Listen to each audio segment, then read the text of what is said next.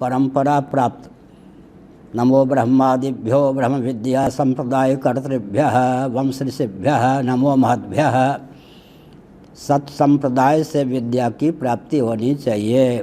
अपने आप पढ़ के वेदांती हो गए या जिनको सचमुच में कर्म उपासना का रहस्य नहीं मालूम है, जो वर्णाश्रम में अनास्थान्वित हैं, शास्त्रीय विधा से वर्णाश्रम धर्म को नहीं मानते, भगवान के अवतार में जिनकी आस्था नहीं है, वे अगर वेदांती होते हैं तो वे कोरोना के समान हैं, उनसे दूर रहना चाहिए, विभीषिका के समान है।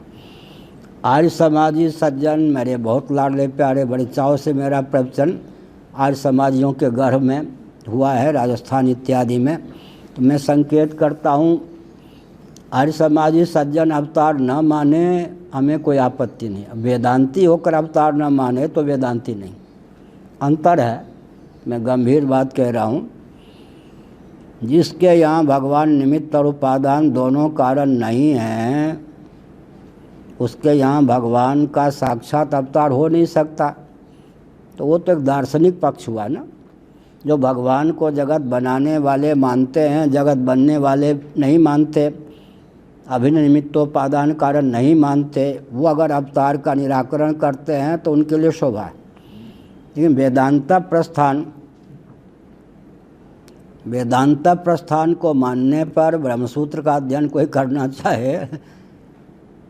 एक व्यक्ति ने बहुत समारोह पूर्वक ग्रंथ लिखा गीता का, जिसमें अवतारवाद का खुलकर खंडन किया। हमने कहा भले आदमी, अवतारवाद का खंडन करना था तो गीता ही तुमको दिखाई पड़े, गीता के द्वारा अवतारवाद का खंडन कैसे कर सकोगे तुम। उसका ग्रंथ बहुत प्रसिद्ध हो गया था। हमने संकेत किया, क्योंकि जिनके यहाँ भगवान जगत के निमित्त उपादान दोनों कारण नहीं हैं, केवल निमित्त कारण ही हैं, उनके यहाँ भगवान का अवतार कैसे होगा।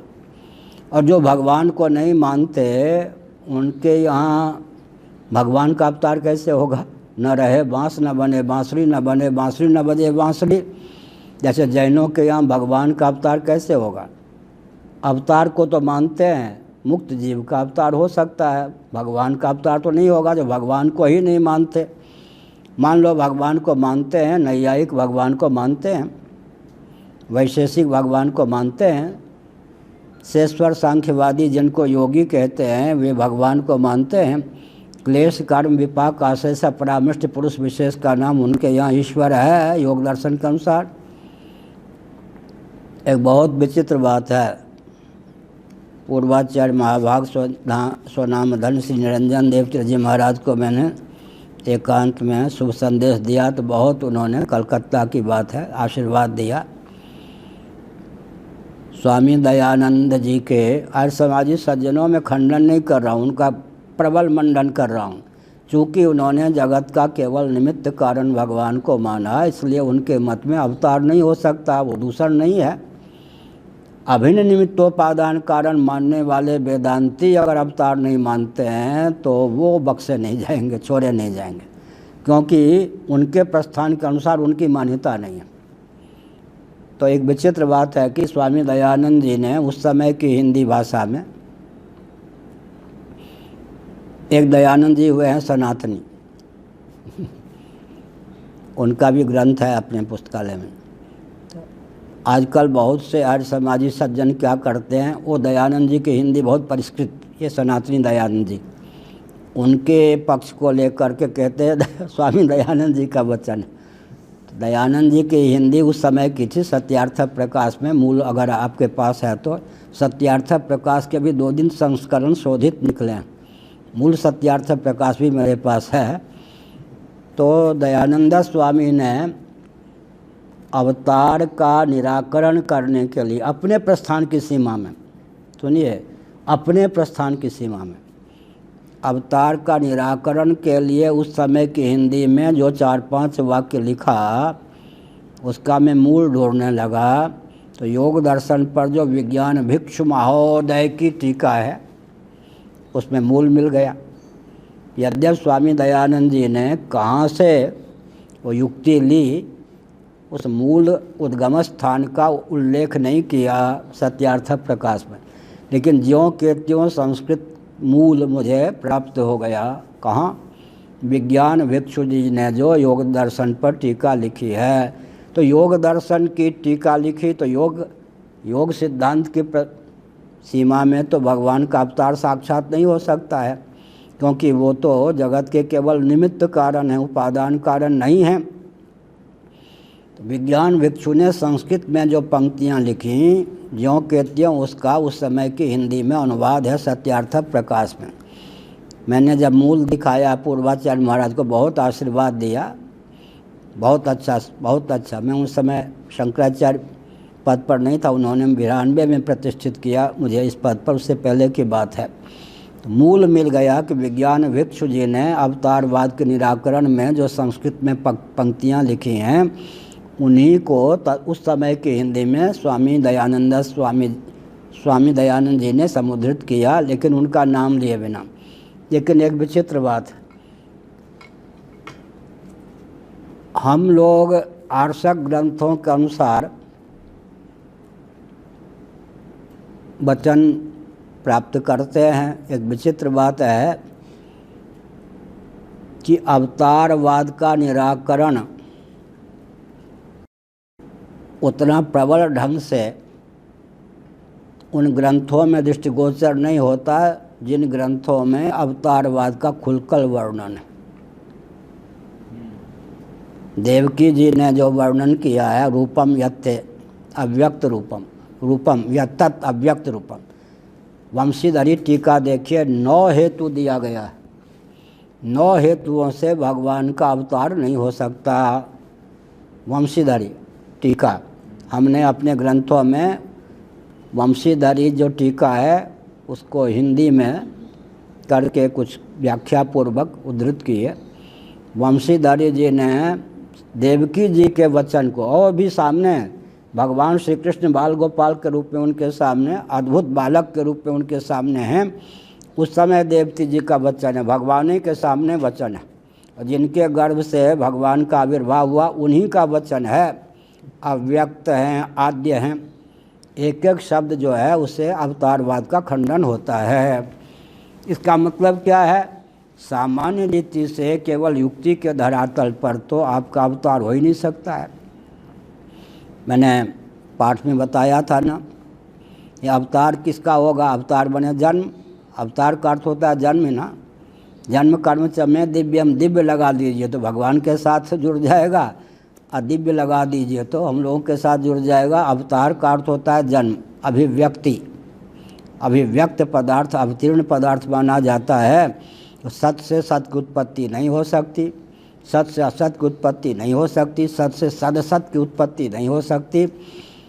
अगर कारण असत मानते हैं तो असत से सत की उत्पत्ति नहीं हो सकती, असत से असत की उत्पत्ति नहीं हो सकती, असत से सदसत की उत्पत्ति नहीं हो सकती। अगर कारण को सदसत मानते हैं तो सदसत से सत की उत्पत्ति नहीं हो सकती, असत की उत्पत्ति नहीं हो सकती, सदसत की उत्पत्ति नहीं हो सकती। जन्म के अवतार के 9 ही स्वरूप हो सकते हैं, एक भी सिद्ध नहीं होता। कहाँ से बोल रहा हूँ? मांडूक्य कारिका। तो क्या मतलब? लीला पूर्वक, इसी का नाम है लीला। यह भगवान की लीला है, यह भगवान की जो शक्ति है, माया शक्ति, उसकी लोकोत्तर चमत्कृति है। यन्नयेन, भागवत में कहा गया, नए सामान्य युक्ति से अवतारवाद की सिद्धि नहीं होती। युक्ति की जहाँ गति नहीं है उसको भी जो चरितार्थ कर दे उसी का नाम तो माया है ना। माया कहते किसको हैं? युक्ति के द्वारा जिसकी सिद्धि संभव नहीं है उसको भी जो संभव कर दे उसी का नाम तो चमत्कृति है, उसी का नाम तो माया है। और स्वप्नावस्था में अपना सिर कटा हुआ कोई देखता है? बताइए, अपना ही सिर कटा हुआ देखता है, अब इसको माया कहेंगे या नहीं? अपना सिर कटा हुआ कोई स्वप्न में देखे तो इसको माया कहेंगे या नहीं? इसका मतलब युक्ति के द्वारा जो संभव ना हो उसको जो संभव कर दे उसी का नाम तो माया है ना। तो मैंने क्या संकेत किया कि जिनके यहाँ भगवान निमित्त और उपादान दोनों कारण हैं, अर्थात अभिन्न निमित्तोपादान कारण हैं, उनके यहाँ भगवान साक्षात अवतार ले सकते हैं, अन्यों के यहाँ भगवान साक्षात अवतार नहीं ले सकते। इसीलिए कारिकावली न्याय सिद्धांत कुछ मुक्तावली की बात है। एक राजीव नामक शिष्य थे ग्रंथकार के, उन्होंने कहा महाराज आपने वैशेषिक न्याय दोनों प्रस्थानों को मिलाकर के ग्रंथ की रचना की है, आपकी अद्भुत कृपा हो, कदाचित आप अपने लिखे हुए ग्रंथ की टीका भी स्वयं कर दें। शिष्य की बात मान करके गुरुजी ने अपने लिखे हुए ग्रंथ की टीका की। वो श्री कृष्ण भगवान के भक्त थे। मूल कारिका में उन्होंने श्री कृष्ण को जगत बीज कहा था, लिखा था। अब अपना लिखा हुआ ही उनके लिए क्या हो गया, प्रतिबंधक हो गया। अब अर्थ क्या करें। उन्होंने फिर क्या कहा, लिखा यहाँ कोई बीज का अर्थ उपादान न समझे, निमित्त कारण के अर्थ में श्री कृष्ण का निरूपण किया गया है। ग्रंथकार ने किया अर्थात मैंने किया। इसका अर्थ क्या हुआ, अपने प्रस्थान की सीमा में नैयायिक वैशेषिक ईश्वर को मानते हुए भी, क्योंकि वो जगत का केवल निमित्त कारण ईश्वर को मानते हैं, इसलिए भगवान का अवतार स्वीकार नहीं कर सकते साक्षात। ऐसे ही शेश्वर सांख्यवादी माने योगी क्लेश कर्म विपाक आशय से परामृष्ट पुरुष विशेष को ईश्वर मानते हैं और केवल निमित्त कारण के रूप में ईश्वर की स्वीकृति उनके यहाँ है, तो उनके मत में भी ईश्वर का साक्षात अवतार नहीं हो सकता। एक विचित्र बात, जो जगत का केवल निमित्त और उपादान कारण ईश्वर को मानते हैं, उनका ईश्वर स्वरूप से न निर्गुण है न स्वरूप से साकार है, सगुण निराकार ईश्वरवादी होते हैं वो। जिनका ईश्वर जगत बनाता है, बन नहीं सकता, जगत के केवल निमित्त कारण के रूप में ईश्वर को मानते हैं, उनका ईश्वर स्वरूप से निर्गुण नहीं हो सकता, क्योंकि जानाति इच्छति करोति, सगुण ही हो सकता है और साकार भी नहीं होता। ऊपर निर्गुण नहीं, नीचे साकार नहीं, तो सगुण निराकार कोटि का ही उनका ईश्वर हो सकता है। उन्हें निर्गुण निराकार कोटि का ईश्वर मानते हैं, मान नहीं सकते अपनी सीमा में। उर्दू में कहें तो बेबसी है उनकी, लाचारी है उनकी, ये भी सब दोनों उर्दू हैं। मैं दिल्ली में था तो मेरी हिंदी लोग नहीं समझ पाते थे। अब मेरी हिंदी लोगों के लिए मुसीबत, तब मैं अपना भाव व्यक्त करूं तो कैसे करूं, तो अंग्रेजी और उर्दू मिलाकर हिंदी बोलता था, तब लोग समझ जाते थे। जब से बाबा हुआ तब से मैंने उर्दू के शब्दों का प्रयोग प्रायः बंद कर दिया। तो हमने क्या कहा, उनकी तो लाचारी है, किनकी,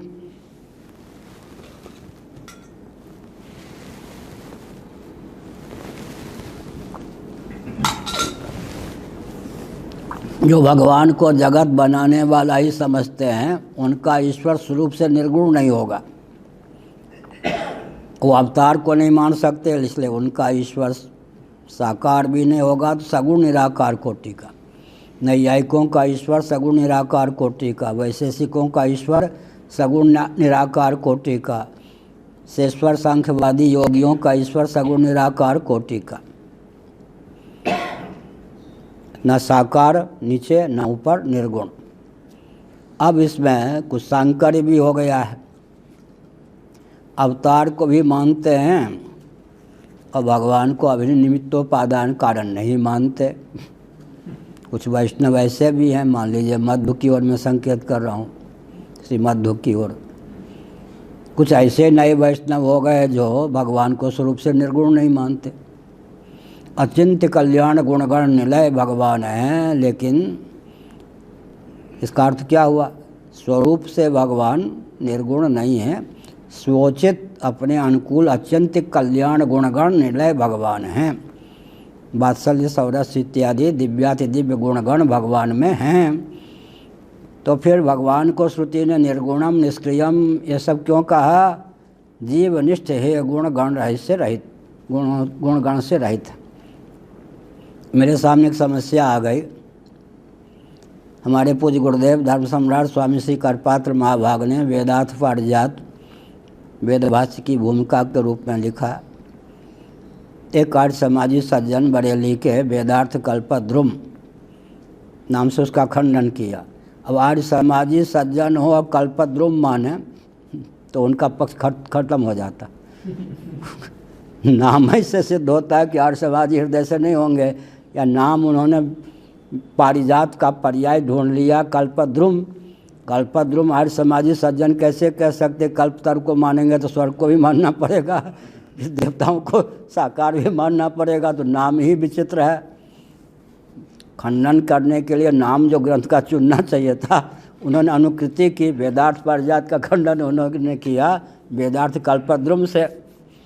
पूर्वाचार्य महाभाग पद पर थे श्री निरंजन देव जी महाराज ने मुझसे कहा उन्होंने कि इस ग्रंथ का तुम खंडन कर दो, बाद में मैं देख लूँगा कहीं सुधार की ज़रूरत होगी या कुछ। तो मैं समझता हूँ 509 पेज या कितना मैंने खंडन का लिखा, रफ पर कहीं होगा। 112 या 13 पेज पूर्वाचार्य का देखा हुआ है, फेयर किया हुआ हाथ से, परंतु वो ग्रंथ मैंने छपने स्वयं नहीं दिया। और कहीं रफ में 509 या कितने पेज होंगे, कहीं हाथ से फेयर किया हुआ है 109 या कुछ पेज होगा। क्यों नहीं किया मालूम है? दयानंद स्वामी के नाम पर मुझे श्री रामानुजाचार्य जी का खंडन करना पड़ा। दार्शनिक सिद्धांत जो है, वर्णाश्रम और सगुण साकार भगवान को छोड़ दीजिए तो बाकी दार्शनिक सिद्धांत दयानंद स्वामी का क्या हो जाता है? श्री रामानुज संप्रदाय का सिद्धांत। तो मैंने सोचा वो ठीक नहीं, मैंने खंडन करना बंद कर दिया, छपा भी नहीं, न उनका खंडन न इनका खंडन। खंडन कर दयानंद स्वामी के खंडन के प्रसंग में सारा खंडन मुझे करना पड़ा 3/4 रामानुजाचार्य महाराज का। हमने कहा घर में आग लगाना ठीक नहीं, दयानंद जी भी अपने हैं, ये भी अपने हैं, बुरा न मानो, होली है, अपने अपने रंग हैं सबके। तो मैंने क्या कहा, एक विचित्र परिस्थिति आ गई है कि भगवान को जगत का निमित्त उपादान कारण भी मानते हैं और स्वरूप से निर्गुण नहीं मानते। एक नई प्रथा चल पड़ी, निराकार भी हम नहीं मानते, भगवान साकार ही हैं। यह सब ठीक नहीं। तो मैंने संकेत किया कि दार्शनिक धरातल पर जो भगवान को जगत का केवल निमित्त कारण मानते हैं, अभिन्न निमित्तोपादान कारण नहीं मानते, उनका ईश्वर सगुण निराकार ही होता है, हो सकता है स्वरूप से निर्गुण नहीं और स्वरूप से साकार भी नहीं। हम जो भगवान को निमित्त और उपादान दोनों कारण मानते हैं, तो हमारे भगवान निर्गुण निराकार भी हैं, सगुण निराकार भी हैं, सगुण साकार भी हैं। माधवाचार्य जी दिल्ली वाले क्यों नामक पुस्तक जिनके संस्थान से प्रकाशित है 2 खंडों में, मुझे बहुत लाड़ प्यार देते थे, मानते थे। मैं तो उस समय भी बाबा था, मुझे बहुत स्नेह देते थे। तो उन्होंने बहुत बढ़िया लिखा, चुलबुली भाषा उनकी होती थी। भाई भी और ही का अंतर है कुछ। भी वो कहेंगे भगवान निराकार ही हैं, हम कहेंगे निराकार भी हैं। क्या भी ही का अंतर है और कुछ नहीं। बहुत बढ़िया उन्होंने लिखा है। वो कहेंगे भगवान निराकार ही हैं, हम क्या कहेंगे भगवान निराकार भी हैं। तो जो व्यक्ति भगवान को जगत का अभिन्न निमित्तोपादान कारण मानते हैं, तदैक्षात् स इक्षां चक्रे सो कामयत बहुश्याम प्रजायेय तदात्मानं स्वयं अकुरुत सर्वं खलुदं ब्रह्म वासुदेव सर्वमिति। इन वचनों के आधार पर ये सृष्टि उपाय त्रिविध बनाई, संग सहायन दूजा, रामचरितमानस के आधार पर भी उनके भगवान क्या होंगे? निर्गुण निराकार भी होंगे स्वरूप से, सगुण निराकार भी होंगे औपाधिक धरातल पर, और औपाधिक धरातल पर सगुण साकार भी हो जाएंगे। और हमारे जीवन में स्थूल शरीर जो है उसमें हमारी जब तादात्म्यापत्ति होती है तब हम क्या हो जाते हैं? सगुण साकार। स्थूल शरीर की दृष्टि से हम हो गए सगुण साकार। एकोनविंशत मुखः सप्तांगः, अवतारवाद में मैं डाल रहा हूँ मांडुक्य उपनिषद को। सप्तांगः एकोनविंशत मुखः, 7 अंगों वाला स्थूल शरीर है। और 19 मुखों वाला सूक्ष्म शरीर है। मुख माने करण, आज बताया था। तो सगुण साकार हम हैं या नहीं इस समय, लेकिन कर्मेंद्रियाँ निराकार हैं, सगुण निराकार। ज्ञानेंद्रियाँ सगुण निराकार हैं, अंतःकरण सगुण निराकार है, प्राण जो हैं सगुण निराकार हैं। तो केवल सूक्ष्म शरीरोपाधिक हम हो जाएं, कारण शरीरोपाधिक और सूक्ष्म शरीरोपाधिक हो जाएं तो हम क्या हो गए, सगुण निराकार। लेकिन स्वप्नावस्था में सदा तद्भाव भाविता है। स्थूल शरीर की गति नहीं है, कर्मेंद्रियाँ सुप्त हैं, ज्ञानेंद्रियाँ सुप्त हैं, अंतःकरण अर्धनिद्रित है। उस समय जो हमको अपना श्री विग्रह दिखता है जिसमें हम तादात्म्यपन्न होते हैं, तो वहाँ भी सप्तांग हो जाते हैं, माने सगुण साकार हो जाते हैं। भावना की प्रगल्भता से स्वप्नावस्था में भी हम आप क्या होते हैं, सगुण साकार। गाढ़ी नींद में केवल कारणोपाधिक अविद्योपाधिक अविद्यावृत्ति में तादात्म्यपन्न होकर शेष रहते हैं, सगुण निराकार होते हैं। वहाँ मानव शरीर की भी पहुँच नहीं है, स्थूल शरीर की भी पहुँच नहीं है, सुसुप्ति में हो जाते हैं, सगुण निराकार। स्वरूपता जो दृष्टा है निर्गुण निराकार है।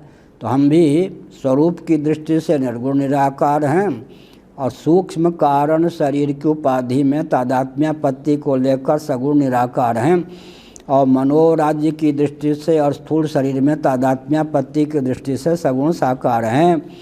हमारे जीवन में जब तीनों रूप हमारा चरितार्थ है तो भगवान कोई हमसे घटिया हैं, क्यों निर्गुण ही रह जाएं या सगुण ही रह जाएं या साकार ना हो। तो भगवान भी निर्गुण निराकार, सगुण साकार तीनों प्रकार के हैं। गीता का एक श्लोक में पढ़ता हूँ और चमत्कार पूर्ण अर्थ इसी शैली में उसका करता हूँ गुरुओं की कृपा से। अजोपि सन् अव्ययात्मा भूतानाम ईश्वरोपि सन् प्रकृतिम स्वामधिष्ठाय संभवाम्यात्म मायया। अजोपि सन् अव्ययात्मा पिसन, मैं अज होता हुआ भी अव्यय आत्मा होता हुआ भी, ये जो दो शब्द हैं अज और अव्ययात्मा, निर्गुण निराकार के द्योतक हैं। भूतानाम ईश्वरोपि सन् प्रकृतिम स्वाम अधिष्ठाय, भूतों का ईश्वर और प्रकृति को अपने वश में करके मयाध्यक्षेण प्रकृति के स्थान पर प्रकृतिम स्वाम अधिष्ठाय, दोनों शैली है। मम योनिर्महद् ब्रह्म की भी शैली है और मयाध्यक्षेण प्रकृति, मेरी उपस्थिति से प्रकृति रचना करती है, मैं अपनी प्रकृति को वश में करके रचना करता हूँ। बोलने की शैली में अंतर है, तत्व में कोई अंतर नहीं है। तो अजोपि सन् अव्ययात्मा सन् भूतानाम ईश्वरोपि सन्, भूतों का ईश्वर और प्रकृति को वश में करता हूँ, ये सगुण निराकार का स्वरूप है। और संभवामि आत्म मायया, संभवामि से सगुण साकार का रूप है। तो भगवान भी इसी श्लोक के आधार पर विचार करें तो निर्गुण निराकार भी हैं, सगुण निराकार भी हैं, सगुण साकार भी हैं। तो मैंने विषय कहाँ से उठाया था, केवल निराकारस्य गगनस्यैव परब्रह्मणोपि यदत्वम् आपद्येत त्रिपाद विभूति महानारायणोपनिषद। केवल भगवान को निराकार ही मानेंगे, वो कहीं लीला शक्ति के द्वारा सगुण साकार श्री रामकृष्ण आदि रूपों अभिव्यक्त होते हैं, ऐसा नहीं मानेंगे तो जैसे आकाश की जड़ता प्राप्त है वैसे ही भगवान की जड़ता की आशंका तो हो ही जाएगी। तो मैंने संकेत किया क्या, एक बहुत बढ़िया कहावत है हिंदी में, रहा भी ना जाए सहा भी ना जाए, रहा भी ना जाए सहा भी ना जाए। केवल निर्गुण निराकार का ही वर्णन करने पर बौद्ध टपक पा जाते हैं, निरात्मवाद शून्यवाद की प्रसक्ति की संभावना हो जाती। क्या ऐसा है, ऐसा ही है तो क्यों न माने कि अभाव ही है। जो व्यक्त ना हो सके, स्वयं को व्यक्त ना कर सके, तो वंध्यापुत्र में भी लक्षण चला गया। क्या न हो, स्वरूप से भी नहीं है और माया से भी। वंध्यापुत्रो न तत्वेन माया वापि जायते, गौड़पादाचार्य ने कहा वंध्यापुत्र में और वेदांत वेद्य ब्रह्म में क्या अंतर है। तत्वतः तो वंध्यापुत्र भी उत्पन्न नहीं होता, वेदांत वेद्य ब्रह्म भी तत्वतः उत्पन्न नहीं हो सकता, लेकिन वंध्यापुत्र माया से भी उत्पन्न नहीं हो सकता। जबकि ब्रह्म माया से अभिव्यक्त हो सकता है। इतना ही अंतर है ना। बंध्या पुत्र न तत्वेन माया वापी न जायते, बंध्या पुत्र न तत्वतः उत्पन्न हो सकता है न माया से, लेकिन ब्रह्म का अस्तित्व है, ब्रह्म स्वयं भान स्वरूप है, तो तत्वतः तो उसकी उत्पत्ति नहीं हो सकती, अभिव्यक्ति नहीं हो सकती, लेकिन माया के द्वार से हो ही सकती है। इस प्रकार से तो हमने क्या संकेत किया, ये जो तंत्रागम है उपनिषद आदि का भी सिद्धांत है, मूल में जो है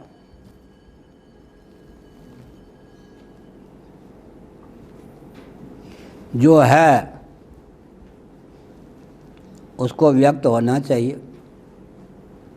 अस्तित्व है तो उसकी अभिव्यक्ति भी होनी चाहिए, ये सिद्धांत है। अभिव्यक्ति है तो अस्तित्व मानेंगे, अस्तित्व है तो अभिव्यक्ति की आवश्यकता होगी, नहीं तो है ही कैसे। इसीलिए जो वस्तु है उसकी अभिव्यक्ति कभी किसी प्रकार हो ही नहीं सकती, तो क्या पता वो है ही, ये एक सिद्धांत है। इसीलिए मैंने संकेत किया। यहाँ पर भूमिका बहुत लंबी हो गई और ठीक भी है। इन सब अध्यायों का जो अंतर्निहित भाव है समझना बहुत कठिन है। टीकाकारों की एक अपने समय की सीमा को लेकर लाचारी होती है। ये सब हमारी तरह से वो सब लिखने लग जाएं तो टीका ही न पूर्ण हो, तब तो शरीर ही पूरा हो जाए तो क्या होगा। इसलिए टीकाकार, सभी टीकाकार बहुत प्रबुद्ध नहीं होते। प्रायः हमारे पास सभी टीकाएँ हैं संस्कृत की। श्रीधर स्वामी और जीव गोस्वामी जी की ही अनुकृति प्रायः सब जगह होती है घुमा फिरा के। और जीव गोस्वामी भी श्रीधर स्वामी को मानते ही हैं, क्योंकि चैतन्य महाप्रभु श्रीधर स्वामी को मानते थे। घुमा फिरा के वैष्णव जितने टीकाकार हैं द्रविड़ प्राणायाम से ऐसा ही जीव गोस्वामी का अनुगमन करते हैं, और जीव गोस्वामी गुप्त और प्रकट श्रीधर स्वामी का अनुगमन करते हैं। तो मूलतः श्रीधर स्वामी का अनुगमन सब किसी न किसी प्रकार से करते हैं, नहीं तो भागवत का अर्थ लगाना ही कठिन है।